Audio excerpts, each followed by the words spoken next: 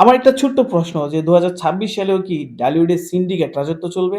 শাকিব খানের প্রিন্স যখন পুরো বিশ্বকাপাতে রেডি, তখন পর্দার আড়ালে শুরু হয়েছে এক নোংরা খেলা। স্টার সিনেপ্লেক্স নাকি শাকিবকে আটকে দিতে চেয়েছিল। রিশু দম আর সিয়ামের রাক্ষসকে জায়গা করে দিতে গিয়ে তারা কি দর্শকদের সাথে প্রতারণা করছে না? আজ দ্য রিয়াকশন ভিডিওতে ফাঁস হবে সেই দুর্নীতির ইনসাইড স্টোরি। যারা সাকিবিয়ান এবং ন্যায়ের পক্ষে তারা এখনই সাবস্ক্রাইব করে এই অন্যায়ের প্রতিবাদ জানান। প্রথমেই তত্ত্বের দিক দিয়ে একটু তুলনা করা যাক। শাকিব খানের প্রিন্স এই মুহূর্তে সারা দেশে ১৩০টিরও অধিক সিনেমা হলে দাপিয়ে বেড়াচ্ছে।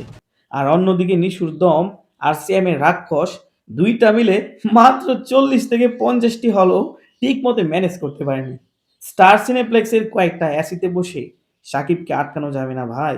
কারণ শাকিবের পেছনে আছে সারা বাংলাদেশের মাস অডিয়েন্স। নিশু আর সিয়াম বড়জোর কয়েকশো ক্লাস অডিয়েন্স বা কফি খাওয়া দর্শকদের ড্রয়িং রুম স্টার হতে পারে, কিন্তু হলের সিট ফাটানো পাবলিকের ইমোশন শুধু শাকিব খানের বুঝে। অভিযোগ উঠছে সিনেপ্লেক্স শাকিবের প্রিন্সের শো কমিয়ে দিয়ে জোর করে নিশুর অখাদ্য দম আর সিএমের অখাদ্য রাক্ষস গেলাতে চেয়েছিল।